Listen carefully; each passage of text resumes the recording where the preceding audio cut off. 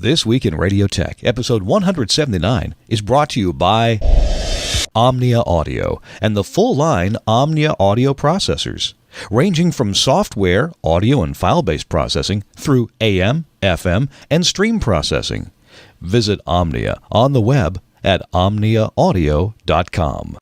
And now, our feature presentation. TWIRT. Folks have been worried about talent leakage for years as engineers get older and retire or just leave. Clear Channel, though, is doing something about it. All right, calm down. He says that to everyone. This calls for immediate discussion. What's up, Dad? All your days are belong to us. From his palatial office of important business, or in a choice hotel in a distant land, this is Kirk Harnack. Jeff Littlejohn joins us, and David Bialik is here as well with a preview of October's AES Convention in New York. You're dialed in to This Week in Radio Tech. Hey, welcome in. It's time for This Week in Radio Tech, my favorite time of the week. It is a Thursday in the U.S. when we do this show at 8 p.m. Eastern Time. If you're not joining us live, you're absolutely welcome to. Maybe you're hearing my voice or watching this video on a replay. Well, you know, you can watch the show live if you want to and participate in the chat room. That's on the website, gfqlive.tv. So this week in Radio Tech, this is the show where we talk about radio technology. We talk about everything from, you know, the stylus and the needle, or the CD player, or the automation system, or the hard drive, from the microphone, all the way through all the gear, up to the antenna, and even on to the radio. Radio engineering encompasses so many disciplines that there's always something to talk about. There's always new technology coming along, forming, changing, going away. So we always have a lot of good things to talk about, including on this show tonight. We'll get to our subject matter in just a minute. First of all, let me bring in some of our co-hosts and one of our guests. First of all, the best-dressed engineer in the world lives in Manhattan. He talks to us from his lair somewhere high above the city. It's Chris TOBIN. Hey, Chris, welcome in. Hello, Kirk. Thank you. Yes, high on top of the lair. I'm having a nice Malbec tonight. For those of you who need to kick back and relax, it's a good thing to do. You know, one glass of wine a night's not a bad thing. It's good. Well, again, I guess except when you're working on transmitters, then I probably wouldn't recommend it. Oh no high voltage in liquor. Yeah, that just doesn't go. But it's good though. After you've done that work and you sit back and you just wait and you say, well, you know, I got to let it kick in and just relax and make sure it's running for a couple of hours, then you can enjoy yourself. But, now, tonight, the magazine behind you, is that hiding something, or is that there for a reason? Oh, I'm just having fun trying something different, that's all. It's not hiding anything, because if it's hiding anything, it's just the principles of guided missiles and nuclear warheads. So what's the magazine? It's an actual publication from the Department of Defense, 1945, I believe. 1959. For the Bureau of Naval Personnel. Brushing up on your. Well, a friend of mine employed by the federal government stopped by the other night for dinner, and he said, "Oh, I think I got something you like to read." I'm like, "Really?" And that's what he brought over. I can't say which part of the government he's in, but let's just say it was. It's an entertaining part. So yes, this is. Let me see if this comes in clear. This might work. It's clear weapons. Man, I don't want that to fall in the wrong hands. Well, yeah, I know, right? Given today's, it's an interesting, it's got great pictures. Does Mayor Bloomberg know you have that? I mean, he's done away with big soda pops. No, this is perfectly legal. It's the soda pops that annoys everybody. Apparently not. So what's the magazine? What's that? And then the magazine, because I'm a crazy crypto nut, is actually a magazine called C4ISR, which stands for Command Controlled Communications, Computers, Intelligence, Surveillance, and Reconnaissance. It's a Defense Department acronym, you know, not to be surprised.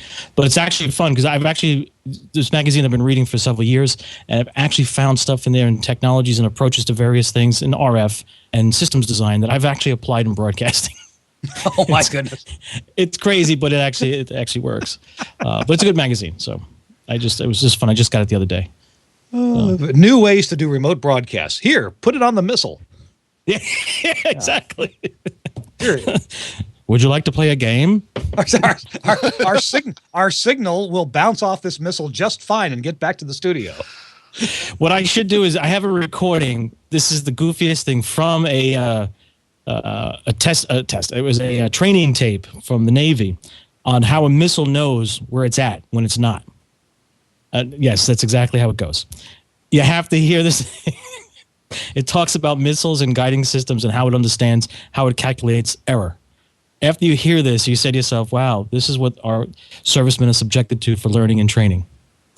Next week, if I can find it, I'll get the audio file up and we'll play it. I'm telling you, it makes you think really hard. I got an idea. We got a new podcast here. This Week in Nuclear Missiles. There you go. With your host, Chris Tobin. Here nobody wants to bother us here in New York. They're all going after those other places around the world that nobody thinks of. So I interrupted your self-introduction. Chris, you are the president of Musicam USA, and in your role there, in your previous roles, you know a lot about radio. Yes, I am currently with IP codecs and video and audio at this folks with CCS Musicam, and previously I was 30 years working in the broadcast business, both radio and television. Actually had the opportunity to work for an organization that Dave Bialik works with. He's one of our guests tonight. I will just simply say I did work. I have been employed by CBS. Okay. That's all I can say, and I cannot comment further. That sounds good. All right, let's check out we haven't seen this guy in a while. From the Hudson Valley of New York, welcome back after being gone for so long, the prodigal engineer. It's Tom Ray. Hey, Tom, welcome in. The guy who's like a bad old penny, he just keeps returning. That's right. Hey, Chris, we need that antenna up for the remote a little higher. Can you send up the missile, please? Anyway, yeah, I'm president of my own company, Tom Ray Broadcast Consulting, and the reason I haven't been around for the last several weeks is my ham radio club, and I, of course, I'm the VE team captain for the volunteer examiner. There's a big Boy Scout camp up in Forestburg, New York, which is about an hour from here, and it's one of those camps, they don't measure it in acres, they measure it in miles for the square area. Mm-hmm. And they do, for 5 or 6 weeks every summer, they have a new crop of kids come in on Monday, and on Thursday night, they take ham exams. Aha. So you've been... So we've been able to bring a whole bunch of new people into the hobby. You've been volunteer engineering, volunteer examining those. Yes, sir. Well, we need VEs to conduct tests adequately and properly and squarely and fairly. Yeah, and for the most part, they did pretty good. We have a whole new crop of technicians and turned out a couple of generals, so you can't complain. Cool. All right. Yeah. Well, thanks for getting back with us. We're going to have plenty to talk about on this show. Let's cut real quick to our guest. We have two guests. One was taped already, and the other one is going to be live with us, and that's David Bialik. Hey, David. David, you are the chairman of the Broadcast and Streaming Sessions at the Expo of the Audio Engineering Society, the AES, coming up in New York. Welcome in, David. Glad you're here. Thank you very much, Kirk. Hello, Chris. Hello, Tom. Greetings. So, David, by the way, Kirk, even though you got out of being on the sessions this year, Tom and Chris couldn't find excuses not to be. It wasn't. Now, don't think it was an excuse, David. I really wanted to go. In fact, it was already on my calendar. And then my wife says, "We're going to Orlando." Another Mickey Mouse outfit.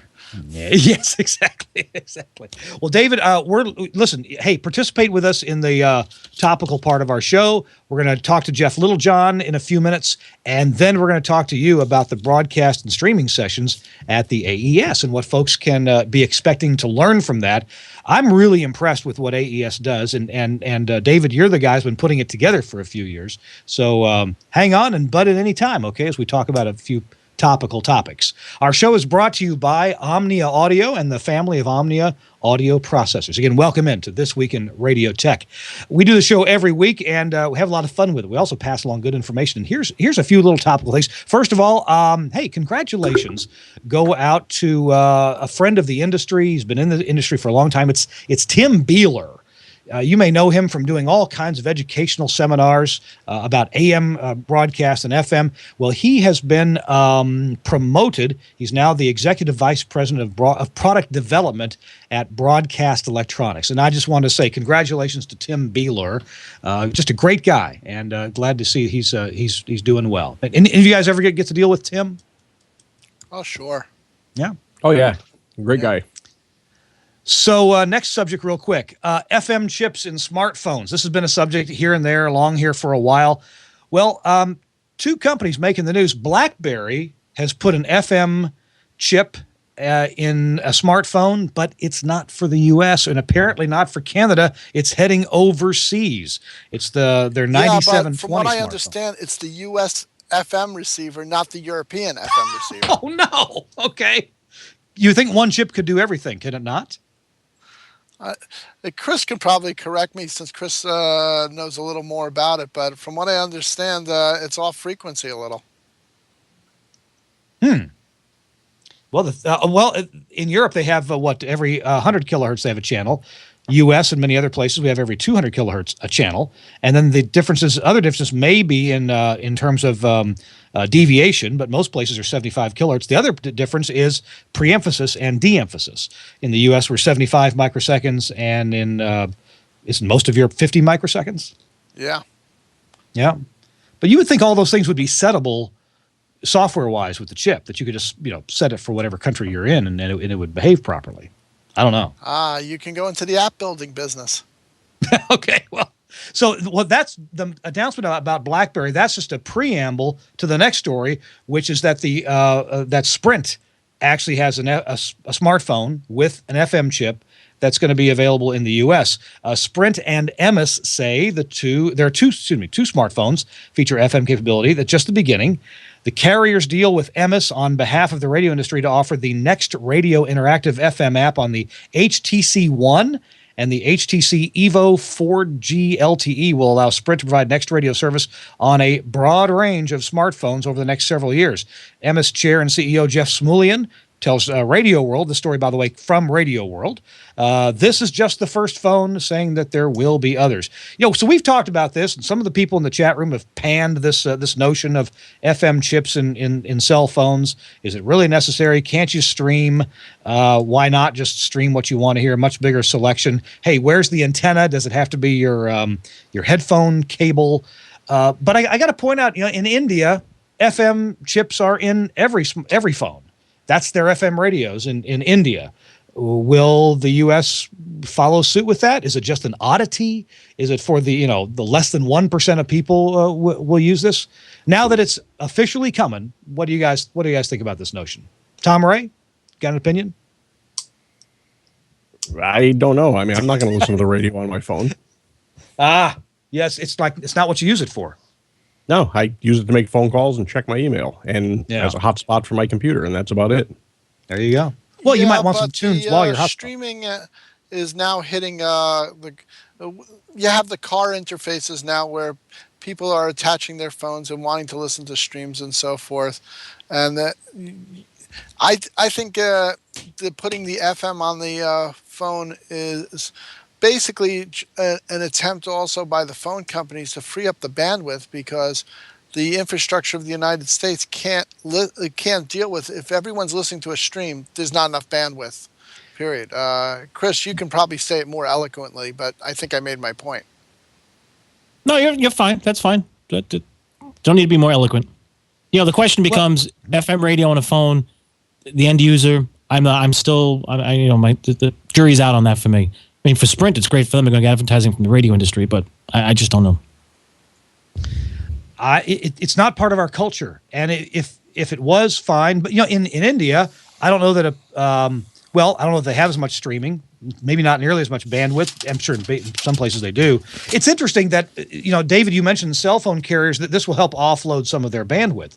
On the one hand, it seems like carriers want you to use some bandwidth, enough for them to charge you for it. On the other hand, they don't want you to use too much bandwidth. They want everybody to be satisfied with their experience online. Well, look what's happening with mobile television. Mobile television is exactly the same thing, where if you're watching mobile TV, it's going to shift you off of the cellular network and put you to the terrestrial television. One signal hits all. And that's exactly what FM is. One signal hits all instead of one-to-one like streaming is.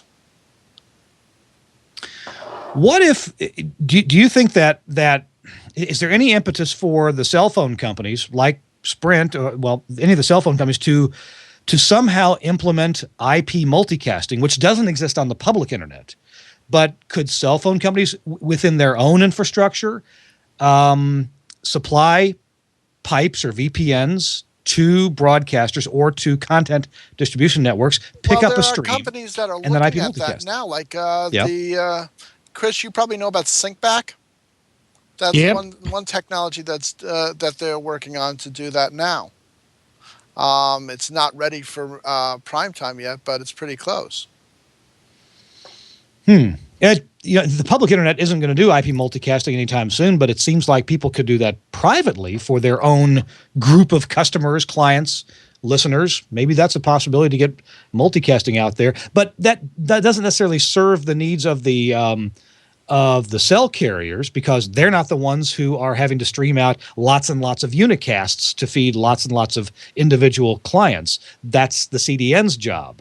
And so that bandwidth is upstream from where the cell carrier is. Now, if the cell carrier has to pay somebody like Level 3 for access, and there's lots of bandwidth coming through, then maybe it does become desirable for a carrier to obtain one copy of the stream that its customers are listening to of each stream, and then IP multicast that out. But that would require different software too in the phone to subscribe to a multicast channel as well. So it's not a simple problem to solve, sounds to me. No, and in my own opinion, what you're proposing is almost similar to what a cable system is, where a cable provider collects certain channels and redistributes them for a fee, and that's what you just proposed. Yeah. Okay. Hey, next quick subject. What about this station owner? WQOQ-AM is the station. And let's see. The owner is a fellow named Durand. Or is it? Let's see. A couple different owners have asked about this. They want more nighttime power on the AM band. And I say, really? Please? No, that's not going to help. Do we need more power at night on the AM band for anybody? That's not probably an easy question to answer, because without doing an engineering study, and with today's computers, you can get much better results with the formulas than you did years ago, and then it's a question of whether the FCC will allow you to tighten up the numbers. There are some AM. I've talked to some people. I've said that there are some AM stations that if they re-engineered their pattern and various transmission system parameters, that they could probably improve something with a little extra power. But blanket say everybody add another 10,000 watts. No, I don't think that makes any sense. That's not going to work. There have been proposals to try and use newer computer models. I have worked with, and Tom knows, Tom Jones from a consulting company called T. Jones. And years ago, we had talked about these things, and he had said there's ways to re-engineer transmission systems on AMs and improve them. But not everybody has. It's not the silver bullet for everyone. So what works for one station in the market may not work for the other. So you have to take one case by case. But you're right. You're right, Kirk. Though blanket power increase, I don't think that's that's not the smart way to go about it. All that's going to do is add more noise to the band at night. I mean, there's already enough noise. Why would you want to increase it? Right. Exactly. Sorry, I got part of the story wrong. It's one owner, Brian Winnikins. He's co-owner of WRDN AM in Durand, Wisconsin, and he had a chat with Commissioner Pai about this subject. He also wants to do the following, and this makes no sense to me whatsoever. He wants to get rid of the NRSC bandwidth limitation. He says radio receivers out there are, by design now, are limited to 3 kilohertz or so. He says, we're broadcasting 9 kilohertz into receivers that don't receive anything above 3 kilohertz, and we're wondering why AM sounds terrible. Let's go back to 15 kilohertz transmitting and make radio manufacturers that allow 15 kilohertz to be received. It's a nice thought. It's a nice thought. That worked in the 1930s and 1940s and probably into the 1950s. But when more AM stations came on the band, and once the 70s and 80s hit, and the FCC allowed even more AM stations on the band, all you're going to do in the radio is you're going to decrease the coverage area of the station because no one's going to listen to it. It'll be too noisy. I mean, I'll be the first one to say taking some of the 50 kilowatt stations and expanding the bandwidth on them, yeah, they sound great. And I remember listening in the 60s and 70s and into the 80s on some of the great AM radios.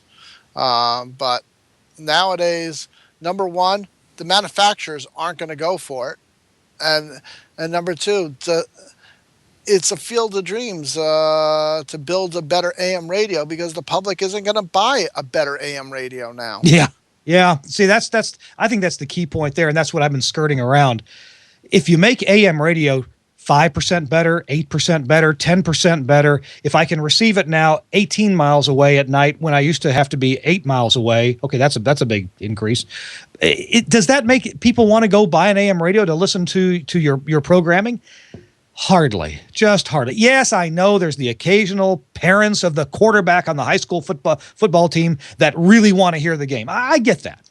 But by and large, no, this is not a solution. Now I got to say, I agree with the Glenn Walden, blow it up, do it digital. Nobody else wants the AM band for any function. It's not good for much of any other scientific or communication function than radio that can travel over the horizon. And blow it up and make it digital so it works out to some distance, and then it pretty much just quits due to either interference or lack of signal. The author here in this Radio World article laments the days back in, when was it, 1961, and his Olds 88, and how they would listen to WLS. You know what? Let's cut back the number of stations on the AM band to the number that we had in 1961, and AM can sound good again. Are we going to do that? AM can sound good, but you're not going to get rid of the noise. Back then you didn't have LED traffic lights. You didn't have computers in homes. You didn't have, the list can go on forever. So, and I would venture to say that, reduce the stations. You can widen the bandwidth and make it sound good again. But reality, not going to work too well. I was now I'm making an assumption here about Mr. Winnikin's station, WRDN. It may have been around for a long time. But how many stations who are complaining about the AM band now weren't even around in 1961? And if we, you want to go back to the way it was in 61? Sure. Guess what? Half the stations have to go off the air now because they weren't around in 61. You can't break the laws of physics here, folks. Digital would allow a different set of laws of physics to take place with regard to receiving some good quality audio. So that's a possibility. It's going to be interesting, by the way. We had a story on the show a few weeks ago about the DRM on the AM band in India. So that's going to be interesting to see how that pans out for them. I think it's going to do fine. And maybe we can make some application of that here. Of course, there's, Glenn Walden's notion is that we should blow up analog, go all IBOC digital on the AM band, and just push the radios out there as fast as possible. You almost even advertise it as a new service. Hey, here's a new band. Here's a whole new service. You got to get a new radio to get this. I don't know, but just making what we have now incrementally better. The people that are really successful at AM, because there are quite a few still successful stations, are going to fight you. Sure. Yeah. And people who are barely hanging on by a thread with their AM station, they're going to fight you too, because they wouldn't be able to afford to buy a new transmitter, have the tuning unit broadband that do whatever it needs to be, and then they live in a market that maybe is small, poor, rural maybe, and people aren't going to buy new radios. They got their FM, they got their iPod, they just got Wi-Fi from the local McDonald's, and so it's a tough situation. Hey, I'm part owner of an AM station, and I don't know that we could afford to quit analog and start broadcasting some kind of digital format. Not that that's been officially proposed or anything, but I don't know. I am not optimistic unless we just do something to blow it up, which will automatically eliminate a whole bunch of people from the band. And you know what's sad, Kirk? What? I've got a client who's looking to buy a station someplace, and we were talking. He says it's a daytimer. He says, it's an AM station. He says, can we get nighttime power? And we took a look into it. It turns out the limiting factor is a station that's not too far from my house. Yeah. So I just went to look over there because that station happens to have a construction permit open to change frequency to this guy's frequency, which is what would hold him up from that's holding him up. And I went over there. The thing is, the CP expires in October. So I went over there today and kind of looked at the site, and boy, let me tell you, unless the tower ferry shows up and drops those 2 more towers in place and puts in a ground system, it's not going to make it. So I got in the car and I turned it on. They're off the air. They're off the air. Yeah. And it's like, I look in the FCC database. There's nothing filed there that, for a go silent. There's nothing. And they're off the air. It's like, really, guys? I can guarantee they'll be on over the weekend when they have paid programming on. I would bet you that right now, today, what is today? August the 16th, 2013. I'll bet you that every bit of 50% of the AM stations in this country, in the U.S., are operating outside their license parameters. They're either off the air, they don't go to low power at night, they don't have proper NRSC, they haven't done an NRSC proof. I'll bet you half the stations are guilty of something like that. I disagree with you, Kirk, and that's not giving you faith in the engineers of the United States. I'm sorry. I don't agree with you. Oh, it's not up to the engineers. It's up to the owners. And the owners, by and large, don't care. And now, New York City, yeah, your stations there are all probably fine or close to it. But I'm talking about West Undershirt, Arkansas. And, Searcy, Arkansas. And just all the suburbs. There are stations I know in Little Rock, Arkansas, AMs, they're operating illegally. And that's the capital of Arkansas. I'll bet you there are stations right here in Nashville, Tennessee, AM stations that are operating outside their authorizations, of their license authorizations. Right now. And having to do with simple things. I worked for one station once that asked me to not knock the station down at night, and that was the day I quit, because it's... Number one, I don't think any engineer is going to risk their license. And number two, if the FCC did come calling, the manager would blame the engineer right away anyway.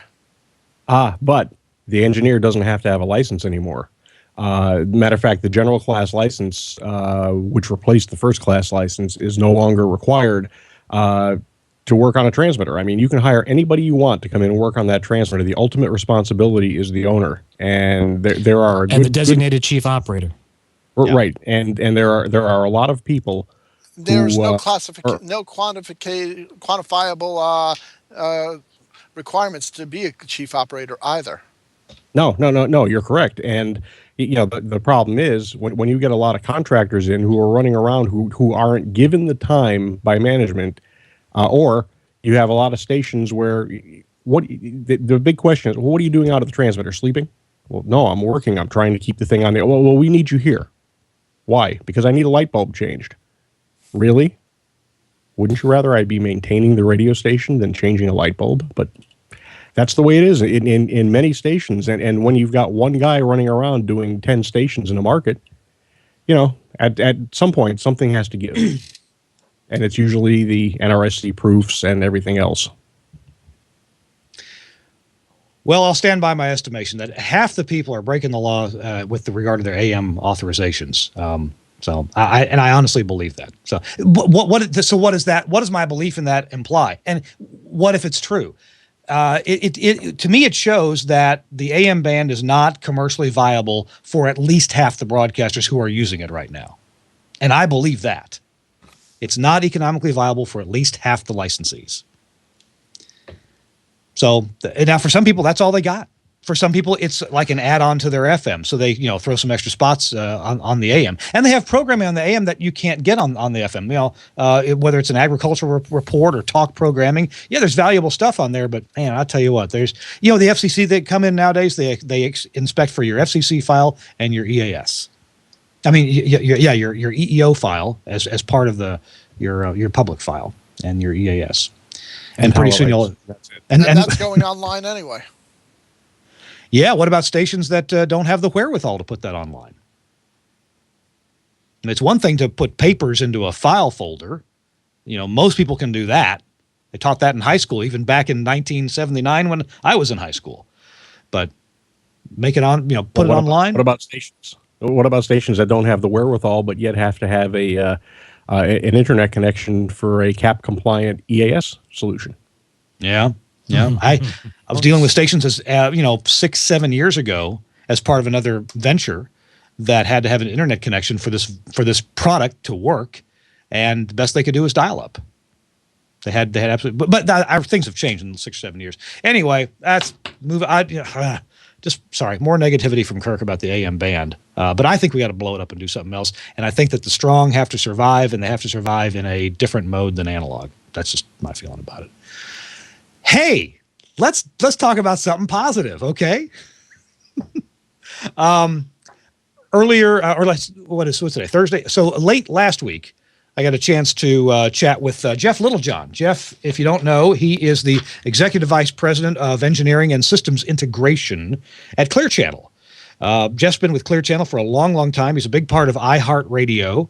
And you know, no matter how you feel about Clear Channel, I got to tell you, their engineering department there has made a lot of strides in taking stations that they've bought and actually making them legal and getting newer transmitters and making sure the towers are painted and things like that. Well, they have a program going on at Clear Channel called the Market Engineering Manager Development Program, for short, MEMDev. So I got a chance to talk to Jeff Littlejohn, and I recorded that interview. So, Andrew, if you're ready, let's roll that now. Hey, it's Kirk Harnack on This Week in Radio Tech. Thanks for joining us, and I'm interviewing today the Executive Vice President of Engineering and Systems Integration at Clear Channel. That's a big job. It's Jeff Littlejohn. Welcome in, Jeff. Hey, Kirk. How you doing? I'm good. I'm glad to talk to you. It's somewhere besides 20 seconds at the NAB show. I know. It's the way it always works, isn't it? Pass around the thanks hallway. for taking, how you doing? Yeah. I'm good. Thanks for taking a few minutes for this interview. So the reason we're talking is about this Market Engineering Manager Development Program. This has recently been in the news and in Radio World and some other trade magazines. Right. And this just sounds like an incredibly forward-thinking initiative on the part of Clear Channel. Tell me about what this program is. Well, we're really proud of it, first of all, and it's been pretty successful. We started it about 2 years ago. We just had our first class graduate just recently, and essentially what we do is we pick out about 5 to 6 people that have great potential for being a market engineering manager, but are missing some key skills. Might be technical skills, might be management skills, budgeting, or maybe they just haven't had the experience to go out and do the sort of things that you would be tasked with doing as a market engineering manager. We test them, we decide exactly what the gaps are between where they're at and where they need to be, and then we put together a customized program for them to go out and help fill those skills and push them through that process in about 2 years. That's a combination of online studies. We've got some videotape series. We've got some hands-on in-field work as well. So, and at the end of the day, we've just recently promoted 4 of the guys into market engineering manager positions for 3 of them, and one of them actually joined my staff as an AM transmission specialist. So really happy with the results, and we've got a second class is finished their first year, and the third class just got started. So we're hoping to keep pushing them through the pipeline. I was going to say, sounds like a pipeline. Now, Yep. You've mentioned several things here that are part of this program. By the title, Market Engineering Manager Development, I thought this was all personal development, budgeting skills, people management, but it sounds like you also have real hands-on engineering training involved in this too. Oh, yeah. Maybe for concepts that they wouldn't have run across within their local market. So it really depends on who the person is that we pull into the program. If there is somebody has some great skills, great potential with management, or has done real well with management, but they've been in the IT side of broadcasting, they may be missing basic electronics. They may be missing the RF skills. So if we can enhance their knowledge with that, they may have had a BSEE when they came out of college or something like that, but they didn't use it. Yeah. They went in and did the IT side. Or on the other side, we may have people that have great skills in the studio, but are missing transmission skills, or great skills at the transmitter site, but haven't really worked a lot at the studio. So the idea is to give somebody that well-rounded experience that you need in order to become a great market engineering manager.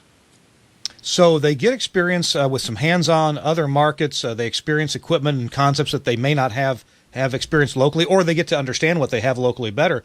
Right. But then there is this personal development side of the management school. How's that working out? Right. So, well, first of all, the guys that are really leading us and doing the hard work every day is really my senior vice presidents of engineering team, Randy Mullinex, Tom Cox, Mike Gadati, Dan Mettler, Eric Coleman. Those guys are really the ones that are in the field and doing really one-on-one mentoring with each one of these MEMDev candidates or MEMDev participants. So there's that. There's also we have worked with the SBE and their management training program that they have down in Atlanta every year with Rodney Vandeveer, and so we send the participants down to that. We think that's been really good training about interpersonal skills, how to work with others that are not in the technical section of the radio station. So really trying to come up with well-rounded what it takes to be a great market engineering manager. Mm-hmm. Okay.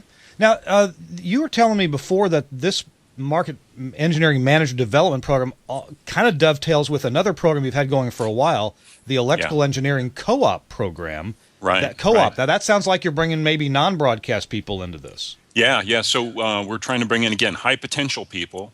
We started this in 2011 with a pilot program run out of San Diego. A guy by the name of Andy Wynn.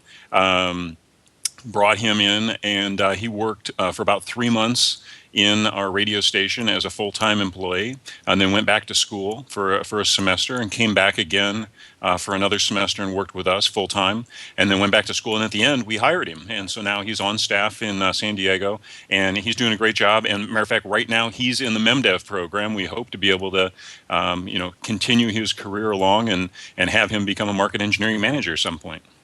So, for years I've been thinking that this industry is going to be in trouble. This industry, the radio broadcasting industry, as engineers who grew up with tape machines and tube transmitters left the industry, they came to retirement age, or maybe younger guys, a lot of them have moved to the cell phone industry back when that was being built out a lot. So I ran a contract engineering firm myself because there was a need. I had 100 customers. Right. Now, obviously, Clear Channel has recognized a need for this. What was the inflection point that you guys decided, Clear Channel decided, we're going to start training people so we can bring them up into Clear Channel and depend on them? Yeah, so obviously there's this vacuum of people. So we can steal people from across the street, and we've all kind of done that back and forth. Yeah. But what we really need in the industry is to be able to bring new people in, right? So we looked at, where can we get these people? Maybe from people that are coming out of the Army, people that are in college now. And so what we looked at really is we found these co-op programs, and we partnered with multiple universities in order to be able to get people out of those. Pay them a good wage while they're working for us, and have them hopefully get bitten by the radio bug. Same thing that happened with us. Got in there and I didn't think I was going to be in radio, but boy, I was excited once I got in. You couldn't possibly pry me out. Yeah. It's been a great place for us to be able to get people, and then once we've gotten them in, several of them actually have gotten bitten by the bug.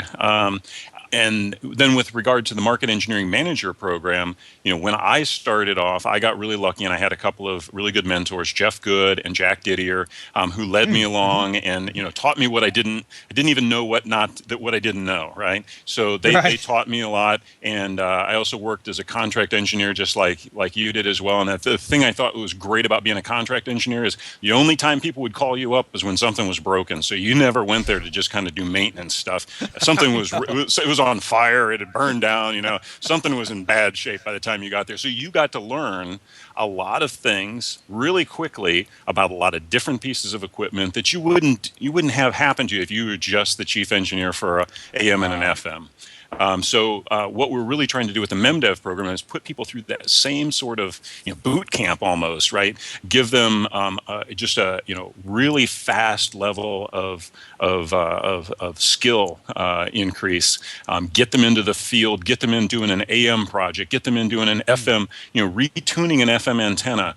Building out a major studio complex. Things that most engineers probably won't do more than once or twice in their life. We want to get these guys through and do it twice in a year. right? Or twice in 2 years. Get them out. We just did a diplex in Denver for an auxiliary antenna for KOA. We were in Oklahoma City. We did a complete rebuild on the AM there. We've had these guys in doing complete FM retunes and combiner retunes with Randy Mullinex on the field in Tampa. So just great experience that the average engineer is not going to get. So the idea is maybe to get them 6, 7, 8 years worth of experience in a couple of years. Cool, and that's a great idea because it does give, as you said, people who might get an experience once in their career or twice in their career, now they've gone through it and they know how to lead the project and be prepared for some of the surprises or things they might not have thought of. Sure, that's a great idea. Thank you. If engineers are interested, whether you're working for a competing company or you're a Clear Channel engineer already, but if you're interested in management in this development program or the co-op program, how can folks get in touch with you or Clear Channel to express their interest? Sure. So, getting a hold of me is pretty easy. Jeff Littlejohn at clearchannel.com.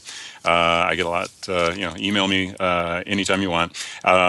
If you're within Clear Channel, get a hold of me directly or your Senior Vice President of Engineering, and we'll try and, see if we can get you into one of these programs. I'd also love to talk with any of the other people that are my peers at other companies and see, give them some background about what we've learned going through this process. And, this is something that it doesn't just help Clear Channel, it really helps all broadcasters if everybody can go out and do this. So I think this is a great opportunity, not just for Clear Channel, but, CBS and Cumulus and everybody else could possibly. Oh, it'd be great to see other companies do this as well. And I know of, there's not similar projects of this scale with other companies, but other companies do, bring engineers along and involve them with other projects. And we need that. Our industry absolutely needs that. I think radio is going to be around a while to come, and whether it's radio as we know it, terrestrial, or whether it's content creation and transmission in some form, it's going to be here. So these skills are needed.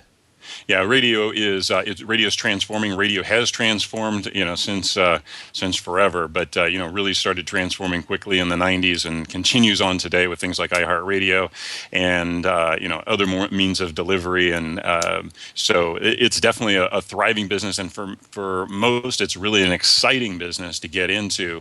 It's just if you take a look at people that are coming out of the school, they don't necessarily think about radio as the exciting place to go, which is why we want to get the co-op program, get them in behind the scene, and really start to experience what a great place it is to work. Jeff Littlejohn at clearchannel.com is the point of contact. All right, don't everybody all email them at once, or do. Go ahead. All right, Jeff, thank you for being with us. I appreciate you spending a few times with us on This Week in Radio Tech. Good to see you. All right, take care. Thanks. Bye-bye. Bye-bye. Hello, there I am in a little box. You're watching This Week in Radio Tech, a weekly look at what's happening in radio technology. There I am. Oh, that's bigger. Hey, how you doing? Hey, we're going to continue with our show. David Bialik is coming up soon to tell us about the broadcast and streaming sessions at the AES Convention coming up in New York City. That's coming up in October, October 17th through 20th. Hang on, we'll tell you about that in a minute. Right now, our sponsor, Omnia Audio. Let me tell you, my first job when I came to the Telos company, the company known as Telos and Omnia, was working with Omnia audio processors, taking Omnia audio processors around to lots of broadcasters in big markets and small markets and letting them hear for themselves the difference, how an Omnia processor sounds different than the then leading major manufacturer of audio processors. And I did this for 2 years straight, market after market after market, met so many engineers who are now friends, and let them compare the sound of an Omnia processor with the sound of what they had then. And here's what Frank Foti and his team Omnia did to put the whole world of audio processing on their ear. That's, okay, turn a phrase. Frank always thought that, Frank Foti, my boss, and the inventor of Omnia processors and some of the cool little secret sauce things that go inside them, he always thought that audio processing for the FM dial sounded too mashed down, sounded too much like, what the form is of a typical audio processor. You might have multi-bands, but you did your pre-emphasis first, and then you did your multiband limiting, and that always resulted in a very dense, packed up sound in the upper bands, the high frequencies. And these are bands which should be which should sound free and clear and not so densed up and in some cases muddied up. So Frank developed an audio processor that was multiband, where the pre-emphasis curve, which is important and key and required for FM broadcasting, that pre-emphasis boost was done after the multiband limiters and just before the final clipper. Now, doing that required some really smart thinking about just how to handle the multiband limiters and how to implement the pre-emphasis curve and how to feed that signal into the final clippers. And then what could we do? What could Frank do to distortion cancel those clippers? Well, Frank did a lot of late night thinking and work and a lot of talk with his cats to give him ideas about just how to make these circuits and algorithms work. And what came out of that was initially the Omnia.FM processor became popular amongst a cult following. Then along came the Omnia 6 processor. And this is primarily the processor that I got to carry around the country about 10 years ago and compare it with what people were using on the air then. In fact, 10 years ago, when I would go visit a station, I had an Omnia 6 and the other guy's processor with me. Brand new, both of them, latest software in both of them. We'd put them up and compare them both and let the engineer play and listen and decide. Now, in broadcasting, whether you're on the air terrestrially or whether you're streaming, your sound is key. If what you're transmitting or streaming doesn't sound really good, folks are going to be annoyed with it. Now, yes, if it's content that they absolutely have to hear, if it's the end of a ball game that they've got to hear it, or maybe it's some information that they just got to hear, people will put up with a bad sound for a while. But if you've got a choice to listen to a bad sound or an annoying sound or a crisp and clean sound that doesn't sound all packed up, well, you're going to choose the prettier one. You're going to choose the one that sounds less fatiguing. In some cases, you might choose the one that's louder. Now, that was certainly true in the days when folks were punching back and forth on an AM dial. But now we have so many digital services that being loud ain't everything. Yes, of course you want to be loud. You want to use all your modulation. You want to print well on people's radios. But you don't have to be loud at the expense of being distorted. You can be loud and you can be clean at the same time. And that's what Frank Foti and his team Omnia, now Cornelius Gould and Rob Dye, and Mark Manolio, that's what these guys have been working on. And the newest member of Team Omnia, Leif Clayson, who's come out with his own processor that Omnia builds called the Omnia 9. So now in the Omnia family, you have the Omnia 1. I have that at one of my radio stations, got one here in my office. The Omnia 1 is great for AM. It also has a software set for FM and for streaming. So if you want to do streaming, the Omnia 1 can do that beautifully, or use it for any coded product like your HD2 or HD3 signal on your FM. There's also the Omnia 9. Now, this is Leif Clayson's invention, and it's got so many cool features in it, including declipping, that make audio that may not be perfect to begin with. It really makes it sound better, and then Leif applies his audio processing techniques, including stereo embedding, which just is amazing. Gives you over 100% worth of left to right audio for under 100% worth of modulation. It's like getting free loudness. And then there's the ultimate processor, the Omnia 11. The Omnia 11 does, well, primarily one thing, and it does it oh so well. The Omnia 11 makes voices and music sound so clean, so clear.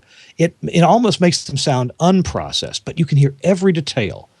I've been really impressed with the sound of some stations running the Omnia 11. I've heard it sounded like remixed songs to me, and yet it was the Omnia 11 bringing out detail that you hadn't heard before, and yet keeping all the stuff you were used to hearing, and the voices just crisp and clean and clear. And bass, oh my goodness, bottom end as much as you want. Crank it in there. It sounds delicious. Check out Omnia Audio on our website, please. OmniaAudio.com. Omnia is spelled O-M-N-I-A. Omnia. OmniaAudio.com. And hey, try out one of the processors. You'll also find Omnia audio processing in other products from the Telos and Axia families. Telos phone systems have Omnia processing to keep the caller sounding good. And Axia consoles have mic processing that's designed by Omnia in them. So check them out on the web, omniaaudio.com. And thank you, Omnia, for sponsoring This Week in Radio Tech. All right, David Bialik is with us. Are you with us, David? Yes, I am, Kirk. Good deal. Hey, we're going to be talking about the 135th Audio Engineering Society Convention's broadcast and streaming sessions. I've been doing this for over 2 decades, almost 3 now. And I try every year to, obviously you can't educate everybody, but we can set up some rules that we want everyone, all the broadcast and streaming sessions are not sales presentations. They're discussions of technology and technique. At the AES, we have an exhibition hall, and people do go there and they make their deals to buy stuff and everything. But in our sessions, we try to educate and also create discussions for the betterment of audio. Hey, David, let me interrupt you 1 second here. Let me set the stage here. You know, this AES convention is the 135th International AES Convention. It's going on in New York at the Jacob Javits Center, which is a beautiful facility. What a great place to have a convention. And here's the dates. It is October the 18th through the 20th for the exhibition. The technical programs begin on the 17th, but your track, and this is the one I'm interested in, and our listeners of the show are probably interested in, that is the broadcast and streaming track events. Now, AES covers a lot of subjects like studio techniques and mobile apps. Live sound. We have live sound. Yeah. Oh boy, we have live sound. We have. I can't think right now. Well, if it has to do with audio, there's a lot of it. Of course, the Audio Engineering Society. So that encompasses a lot of things besides broadcast. But you're focusing on broadcast. Oh yeah, gaming, that's big. But you're focused on broadcast and streaming. So let's focus on some of the sessions there. And man, the list it's just what people need right now. Right, and getting not to segue from your commercial, but our first session I'm going to talk about is listener fatigue and retention. Yeah. And that's an important topic. And as far as I know, AES is the only convention that has discussed it consecutively for at least the last 5 years. This year, the session is going to be moderated by Richard Burden, who, besides being a station owner and a consultant, was also very involved with Fairchild and so forth. On the session, we have Sean Olive of JBL, Elliot Shiner, Greg Oganowski of Orban, Robert Reams of Sykes Research, and your boss, Frank Foti, are going to be discussing listener fatigue and retention. And it's a really important topic because you can have the most powerful signal, but if it's irritating to the ear, you're not going to maintain your listeners. Exactly. And we want longer listener time. So that is that session right there. And the next session we have, and this is something that's very near and dear to my heart, and Tom Ray is one of the participants, along with Rob Bertrand of CBS, Howard Price of ABC, Disney, and Richard Ross of WADO Univision, with Glenn Walden of CBS moderating. It's going to be broadcasting during a disaster. How to maintain the station, how to keep it up during the disaster, and how to best be a first informer. And that's something that people don't realize, that radio is still a first informer to in issues, because look at Sandy. Where did people go when their TVs and cable were out? They went to their pocket radios, and that's really important. And I think that's one of the things that helped get FM into the cellular arena again, because people are finally realizing that broadcasters are still important. The next session will be television loudness and metadata.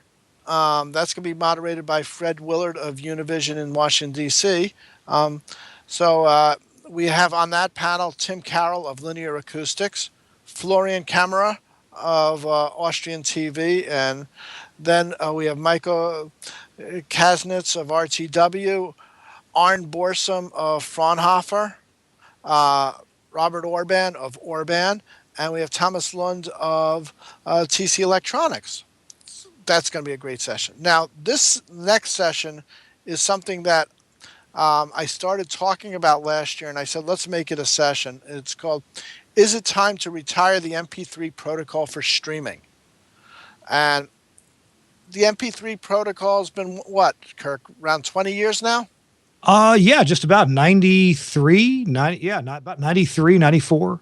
Yeah. So it's been 20 Ray years. Archie's moderating this, and we have Greg Oganowski on the panel, John Keane from National Public Radio, Jan Nordman from Fraunhofer, Karl-Heinz Brandenburg, one of the developers of MP3 from Fraunhofer, and I'll be also there representing J.J. Johnson, who was on the Bell Labs side of the development of MP3. So we're going to have both developers either represented or there, and we're going to be talking about it because, as J.J. said, MP3 was never designed or meant for music, and it's an important factor. Really? We're going to have a session on HTML5 and streaming. So, Valerie Tyler of Santa Barbara, the College of Santa Barbara, is putting that together, and it's for the last 3 years we've had that session, and it's turned into a really good session where people are learning how to use HTML5 to better stream their product on the web. So I can't say more than that. We have audio for mobile TV.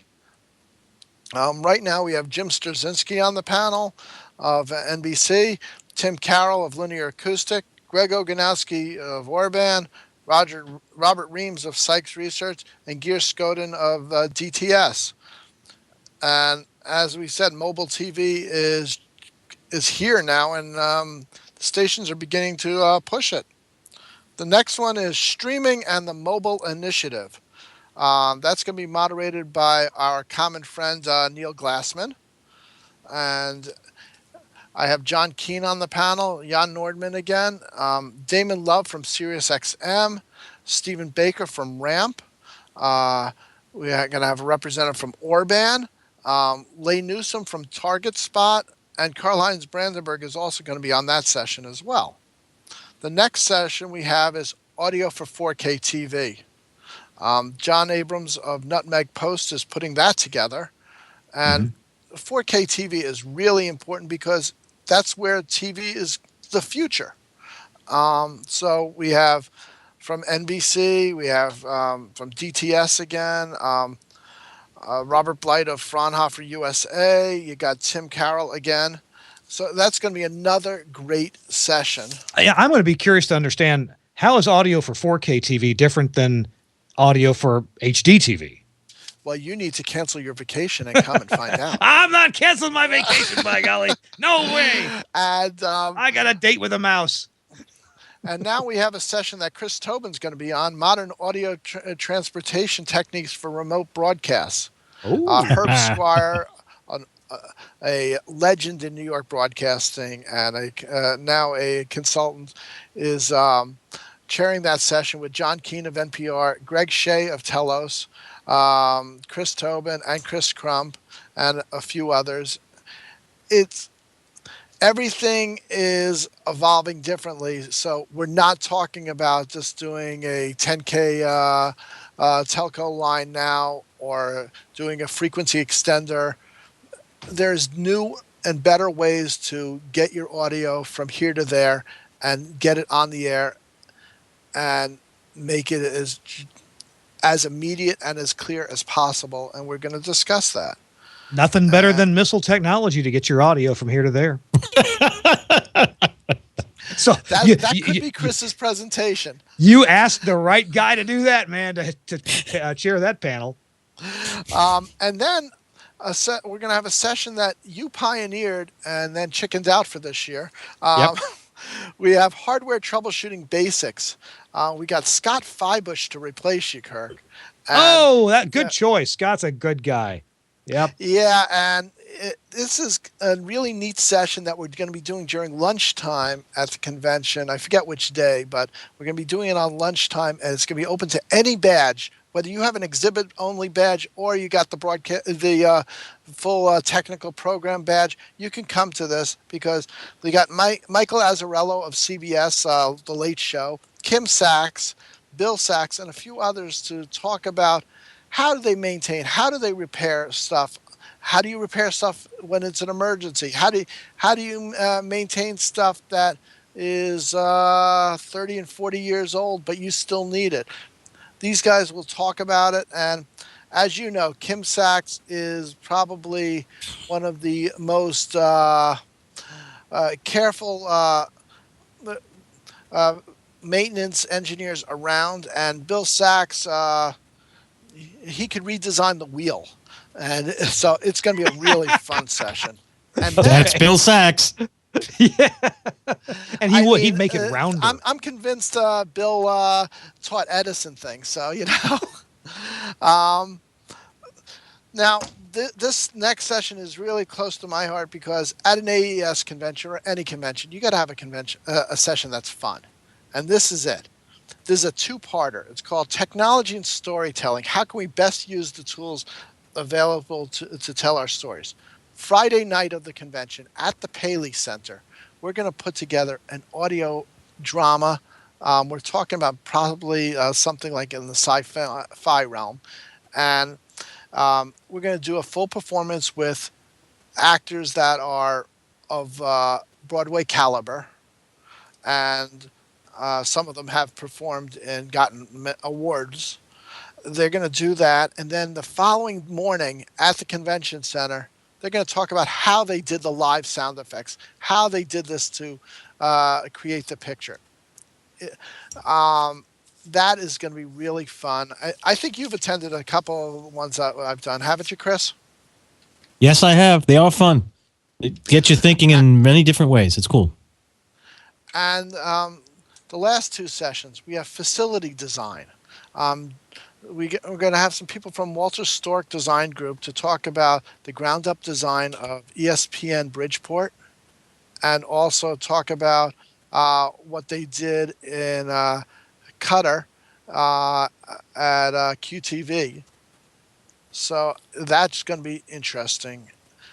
John Stork will be on the panel along with Sergio Mojo and someone from ESPN.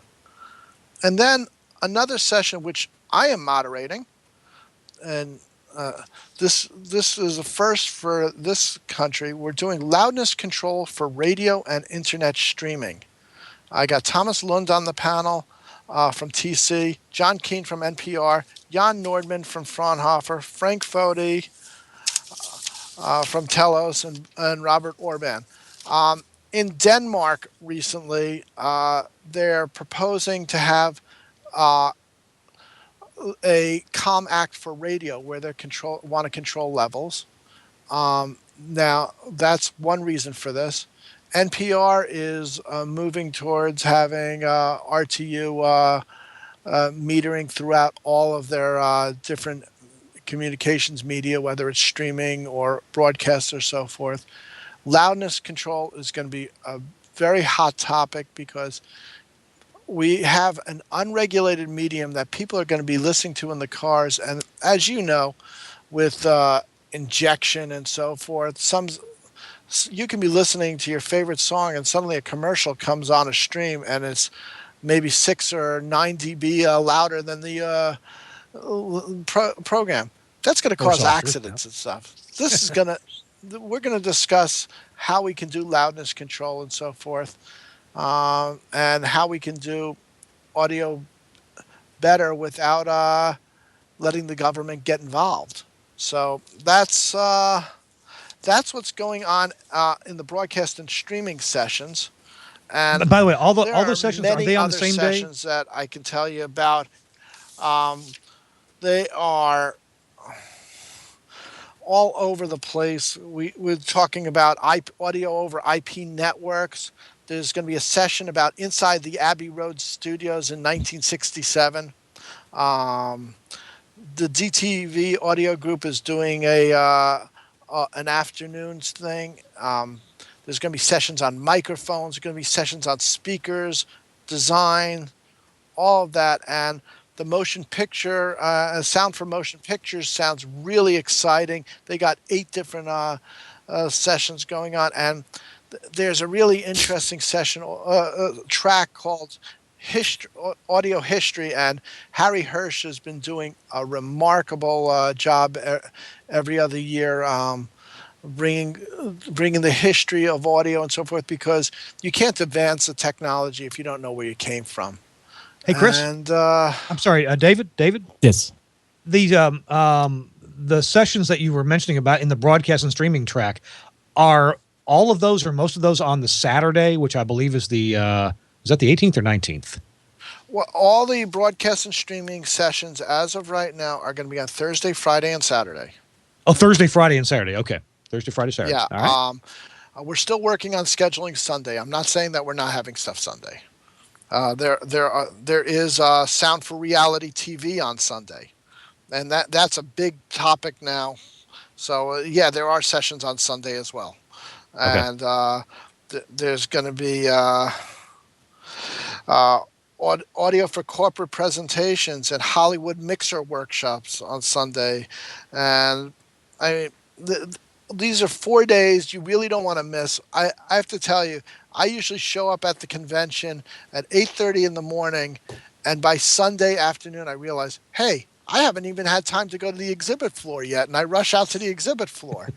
Hey, now those people pay the bills now.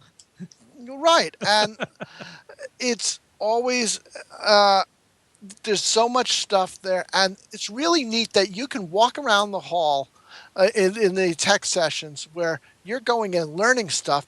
You walk out in between sessions and you're talking to people, and suddenly you realize you're talking to Karl-Heinz Brandenburg, one of the inventors of MP3, or Leo Baranek, the man that designed the acoustics for Lincoln Center and also helped put together the internet. Yeah. I mean, I've walked in there and I'm sitting at a table waiting for a next session. I realized I was sitting next to Ray Dolby. I mean, that's what's great about the AES.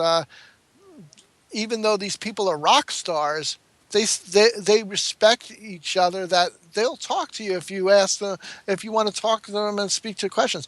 I got 1 year in San Francisco. I got stuck in an elevator with Rupert Neve, and we sat there and just talked, and I learned so much. Captive audience, I'd say. Heck, I think you and I were sitting at lunch one year, and as people were walking by, you couldn't believe the people I was introducing you to. Oh, yeah. That's one thing about David Bialik. He knows everybody. Dave, we're going to wrap it up pretty quick here. What do you want to wrap up saying about AES? If folks want more information about how to get registered or find out if there are sessions there that are really... www.aes.org. Yep. And I also encourage you to check AES out on Facebook. There is an iPhone app. Because you have to have an app in this day and age. And seriously, if you can make the time to go to AES, I guarantee you that you will come out learning something. You have to really work hard not to come out a better professional after going to an AES show, because it's not just buying stuff. You're learning. And at NAB and SMPTE and the others, they're all sales presentations. No offense, Kurt. This is session. We always ask the presenters to be engineers and know that they're speaking to an engineering community. No one's going to get up on a microphone and quote a price. No one's going to get up there and say, oh, this is on sale today if you buy run. No, they're going to say, hey, we're doing it this way. This is the reason we've designed this technology this way. This is how it can help you. And 9 out of 10 times, a presenter at AES will take questions afterwards, and you can present your unique situation. And they'll recommend either their product, they'll recommend someone else's product, or they'll tell you how they would handle it. And that's what's great. And this has been a labor of love for me for years. I don't get paid to put together the AES, because if I did, I'd be making a fortune now, because I'm on my 27th year. I do this because of my thirst for knowledge. As Chris can tell you, I'm involved in the local sections of AES and SBE, and I just grew out of this where I got involved in doing AES. That's true. That's true. The website is aes.org. And David, thanks for being with us. We're going to have to go here real soon. But your broadcast track, people should check that out. If you go to aes.org and click on the banner for the 135th convention in New York City, you'll get to a page that's just for that convention. On the right-hand side, you'll see the different tracks. One of them is broadcast and streaming. Click on that. Okay, that's 3 places to go. But you'll see a whole list of the things that David Bialik just went through. And I wish I could be there. Going to be on vacation. I've been to the last, 3 or 4 AESs. Going to have to miss this one. But they are worthwhile. You learn a lot, and it's a very, very worthwhile. David, thank you for being with us. I appreciate it very much. We'll have a contest of where is Kirk. Well, yeah. Hope I'm not in Space Mountain. I hope I'm not in a condo that is over a sinkhole in Orlando. Or ouch. Yeah. Woo. Yeah, my wife's all worried now. And I can tell you, the broadcasting during disaster session is something I'm really looking forward to. And I mean, last year the convention took place during Sandy, but it was out in San Francisco, and the guys out in New York really went through extra measures just to keep their stations on the air. And sure. I'm hoping we get some really great presentations. And Tom Ray should really start working on his presentation now. I lived that presentation. So. Suddenly his microphone dies. Hey guys, it was funny. A couple of years ago, I hosted a session out at AES, and it was a lot of fun because we had we were talking audio processing, and I had Frank Foti on one side of me, I had Bob Orban on the other, and Frank swore if I brought up the subject of the SSB in the left minus right on FM stereo that he wasn't going to go at it with Bob. Well, Bob started going after him, and all of a sudden I had almost a melee breakout. It was a blast. It really was. Oh, gosh. And the nice thing also is no one goes for blood either. Everyone respects each other, and they discuss the technologies. You're not going to see a fist fight. I don't think, Kirk, you can correct me if I'm wrong, but there's really no feud between Orban and Telos like everyone thinks there is. Because the guys work together. Everybody works for the betterment of audio in their own opinion. They've had their moments in the past, in the past, but no, hatchets are buried. A lot of respect there, and you know what? Both companies make great audio processors, and that's what I've been telling folks for years. We got to go. We got to wrap it up. Our show's been brought to you by Omnia Audio. Frank Foti and Team Omnia make awesome audio processors that respect the audio, keep it nice and clean, but give you lots of latitude to adjust it. You can make it loud. You can make that modulation meter stand up on end if you want to, or you can make it sound light and pretty. Check it out on the web at omniaaudio.com. Thank you very much, David Bialik, for being with us. He chairs the broadcast and streaming sessions at AES at aes.org. Check that out. Chris Tobin, the best-dressed engineer in radio from Manhattan. Thank you for being with us, sir. Appreciate you. You're welcome. You're welcome. Thanks, Dave, for being a guest. Look forward to seeing you at the show, Chris. Chris Tobin hangs out at musiccamusa.com. He's the president of that organization. And then there's Tom Ray from the Hudson Valley. Tom, you hang out at Tom Ray what? Consulting? TomRayConsulting.com. That's where you can find me. You can also find me on Facebook. And Kirk, not to talk about a commercial, but since we were talking about Omnia products before. Yeah, I just put an Omnia 11 into my Catholic FM over in Connecticut. Let me tell you, it was a religious experience. It's a new station. It really, really is. and no mea culpas. What a great box. Yeah, it slices it, dices it. It'll almost do the rosary. All right. It came close. There are Omnias on Vatican Radio. There are. Wouldn't surprise me. Yeah. Hey, thanks everybody for being here. Andrew Zarian, the head Chief Cook and Bottle Washer, CEO, President Extraordinaire of the GFQ Network. Thank you for taking care of us and producing the show for us, keeping on top of things. And thank you in the chat room, everybody, for watching, listening, and participating. If you want more of this mayhem, be sure you check us out either on gfqnetwork.com or at thisweekinradiotech.com. You can listen, watch, download, or subscribe and have these podcasts delivered automatically to your favorite player. I'm kind of liking Beyond Pod lately. That's kind of a cool app on Android. I've got it. So, all right, we'll see you next week, folks, on This Week in Radio Tech. Bye-bye. That's all the bandwidth we can pill for this week. Another TWIRT has propagated, and all the transmitters and audio equipment live happily ever after, thanks to the handsome engineer and his kind, benevolent care. We'll be back next week. Lord willing and the creek don't rise. This Week in Radio Tech. Subscribe to iTunes and you'll never miss a show. Search for This Week in Radio Tech in the iTunes Store. Soliciting is strictly encouraged. If you like today's show, tell a friend. If you didn't like it, we were never here. Kirk Harnack's wardrobe provided by the Salvation Army and the Red Cross Disaster Relief Services. Hair and makeup provided by Penelope Garcia Hernandez Weinberg. He's unique, wouldn't you say? I just want to get it over with. This ends this transmission. Tango, Whiskey, India, Romeo, Tango. Signing off. Okay.